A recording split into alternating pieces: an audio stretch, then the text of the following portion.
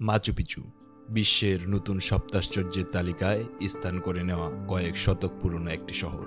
সমুদ্রপৃষ্ঠ থেকে ৭,৮৭৫ ফিট উপরে বিশাল আকার পাথর দ্বারা এই শহরটি গড়ে তোলে ইনকারা। এই মাচু পিচু ছিল ইনকাদের বাণিজ্য, অর্থনীতি এবং ধর্মচর্চার কেন্দ্রীয় স্থান।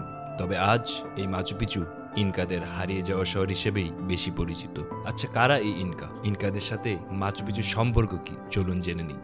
দক্ষিণ আমেরিকার পাহাড় ও জঙ্গলে ঘেরা আন্দিজ পর্বতমালার গহীন অরণ্যে বাস করত এক জাতি, যারা মাত্র ১ শতাব্দীর ভেতর তৈরি করেছিল এমন এক সাম্রাজ্য যেটি ছিল আকারে রোমান সাম্রাজ্যের সমান। ধারণা করা হয় ইনকা জাতির পূর্বপুরুষগণ আমেরিকার অন্যান্য লোকদের মতোই বেরীয় প্রণালী পার হয়ে এশিয়া থেকে আমেরিকায় পা রেখেছিল। পরবর্তীকালে সমগ্র পেরু, বলিভিয়া, দক্ষিণ ইকুয়েডর, উত্তর আর্জেন্টিনা এবং উত্তর চিলির একটি বড় অংশ জুড়ে ছড়িয়ে পড়ে এই ইনকা সাম্রাজ্য। কুস্কো শহরটিকে তারা রাজধানী হিসেবে বেছে নিল। কৃষিতে সমৃদ্ধ, প্রাকৃতিকভাবে সুরক্ষিত মাচু পিচু শহরটি ইনকাদের অর্থনীতি ও বাণিজ্যে ব্যাপক প্রভাব ফেলে। শুধু তাই নয়, ইনকা সাম্রাজ্যের কেন্দ্রীয় ধর্মীয় স্থানে পরিণত হয় এটি। এখন প্রশ্ন হতে পারে, কেন এই মাচু পিচু ইনকাদের কেন্দ্রীয় ধর্মীয় স্থান ছিল? কিভাবে ইনকাদের বাণিজ্য ও অর্থনীতির এক ম্যাসিভ অংশ বহন করত এই মাচু পিচু? কিভাবে সমুদ্রপৃষ্ঠ থেকে এত উচ্চতায় ইনকারা এই বিশাল স্থাপত্য তৈরি করলো? আর কেনই বা মাচু পিচু মানব শূন্য হয়ে পড়ল? দক্ষিণ পেরুর উরুমবাম্বা উপত্যকায় সমুদ্রপৃষ্ঠ থেকে ২৪৩০ মিটার উপরে ইনকারা বিশাল আকার পাথর দিয়ে এই মাচু পিচু শহরটি গড়ে তোলে। মজার ব্যাপার হলো, পাথরগুলো এত উচ্চতায় উঠাতে এবং একটির সাথে আরেকটিকে বসাতে তারা ব্যবহার করেছে না কোনো চাকা, না সিমেন্ট। কিভাবে সম্ভব? কিন্তু জানলে অবাক হবেন, তারা এটি সম্ভব করেছিল। মূলত এই কাজে তারা ব্যবহার করেছিল শত শত শ্রমিক আর ছোট ছোট পাথরের বল। বলগুলোর সাহায্যে শ্রমিকরা পাহাড়ের সমতল ঢাল দিয়ে ঠেলে ঠেলে উপরে তুলত পাথরগুলিকে। কিছু কিছু পাথরের গায়ে হাতলের মতো গার্ড দেখতে পাওয়া যায়। এই গার্ডগুলো ব্যবহার করে পাথরগুলোকে সঠিক স্থানে বসানো হতো। এরপর হাতলগুলিকে ঘুরিয়ে সমান করে দেওয়া হতো।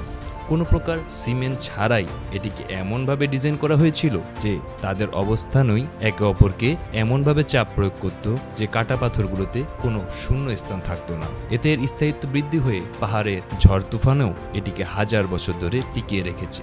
তাদের এই নির্মাণ কৌশলকে বলা হয় অ্যাসলার। এই কৌশলে তারা বেশ দক্ষ ছিল। মাচু পিচুকে ইনকাদের ধর্মীয় সেন্টার মনে করার কারণ হলো এখানে অবস্থিত ইন্টিহুয়াতানা পাথর। এটি সূর্য দেবতা ইন্টির উদ্দেশ্যে বিভিন্ন আচার অনুষ্ঠানের স্থান ছিল।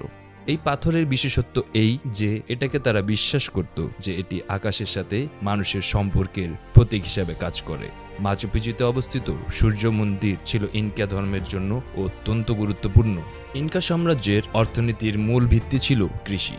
মাচু পিচুর টারেসিং ব্যবস্থা ইনকাদের এই কৃষিকে নিয়ে গিয়েছিল এক অনন্য পর্যায়ে।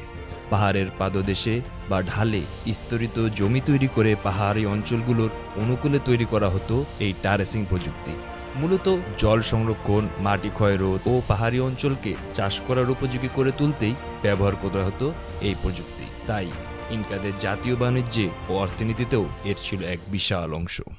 ১৪৫০ সালে যখন ইনকা সভ্যতার স্বর্ণযুগ চলছিল, তখন মাচু পিচু শহরটি নির্মাণ করা হয়। কিন্তু দুঃখের বিষয় যে ১০০ বছরের মাঝেই এই শহরটি কার্যত পরিত্যক্ত হয়ে যায়। আর এর পিছনে দায়ী হলো ইনকা সাম্রাজ্যের পতন।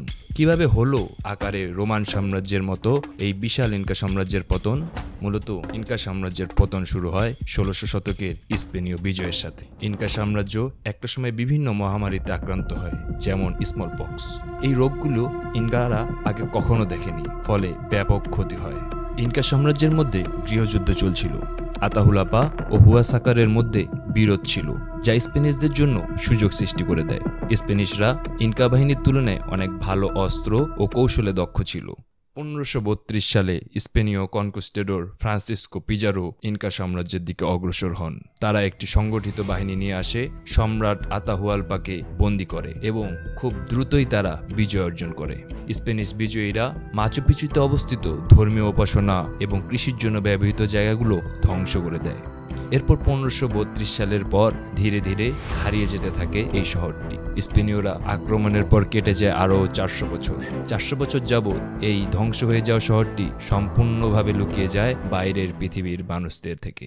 অবশেষে 1911 সালে আমেরিকান পুরাতত্ত্ববিদ হিরাম বিংহাম এটিকে পুনরায় আবিষ্কার করে এবং এটির প্রতি সবার মনোযোগ আকর্ষণ করেন।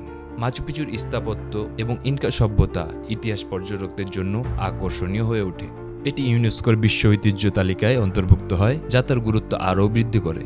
সাল 2007, বিশ্বের নতুন সপ্তাশ্চর্য নির্বাচন প্রক্রিয়া শুরু হয়ে, যেখানে বিশ্বব্যাপী মানুষ ভোট দেয় এবং মাচু পিচুকে বিশ্বের নতুন সপ্তাশ্চর্যের তালিকায় স্থান দেয়।